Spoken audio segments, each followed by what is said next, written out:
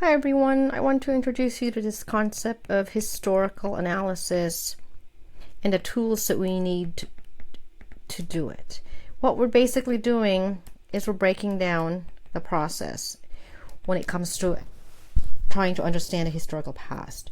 There's two aspects to this, and the first part is looking at the historical context or setting.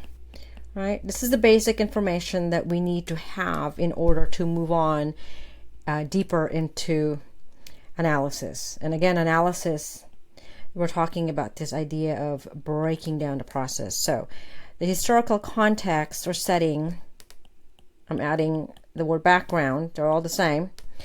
We're looking at the basic questions of the who, the when, the where, the what, right? What is it about? Okay. Who, when, where, what. The second part of historical analysis is this idea of causation. We're looking at this idea of cause and effect, right? And what we're asking really is the why question. Why did something happen? And what happened as a result. So there are three parts to this. This is a cause, right? Why something happened, why it happened.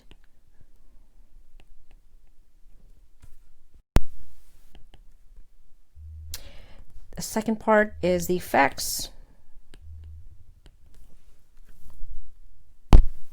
What happened as a result or consequences, right?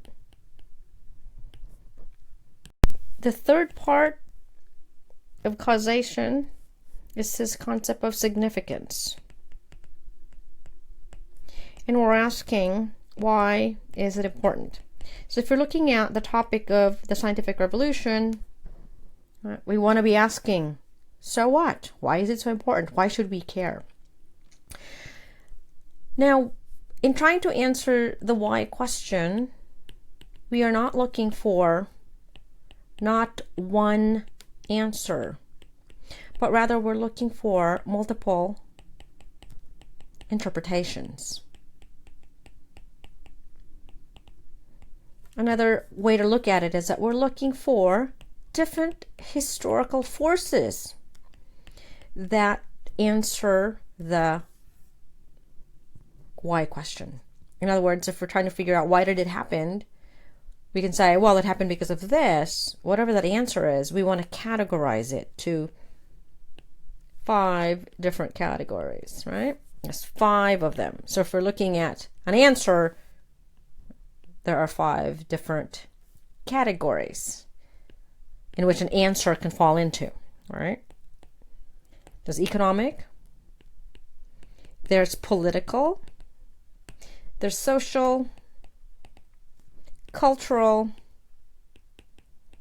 and the last one is environmental. Now, each category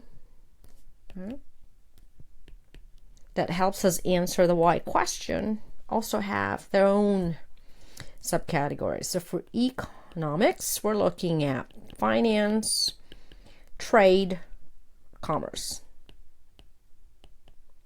For political, we're looking at the government, we're looking at the legal system,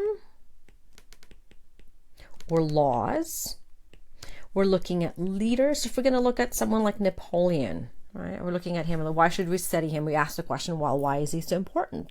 What is the significance of the history of Western Europe? That would fall under the category of political.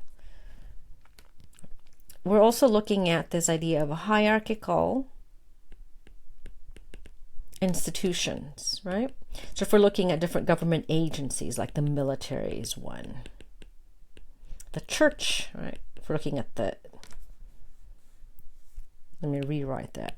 It should be the capitalized. Okay. The Roman Catholic Church.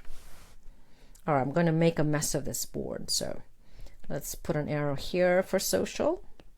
This is social.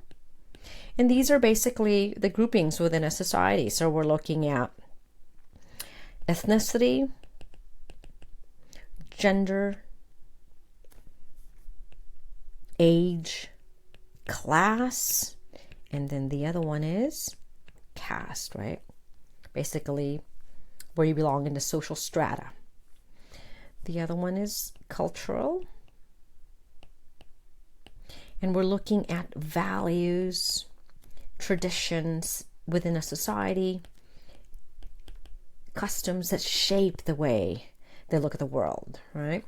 Ideology like democracy, nationalism, liberalism.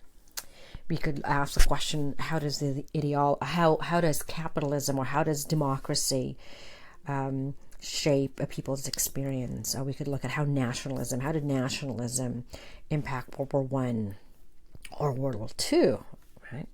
Religion as a religious belief, right, as opposed to, right, the church, okay? And then you have things like education, technology, arts, right? Okay. And then the last one, environmental. We're looking at geography, natural resources, and the last one is climate. So if you were going to ask a question regarding the topic of new imperialism in terms of its causes, why did Europeans seek to conquer, to colonize new territories? We can say, well, they wanted natural resources, right, raw materials for their what they would produce, right? But then obviously we're going to look at the economic causes, okay? What's in it for them? Looking at this idea of new markets, right? So that's how we look at answering the question why.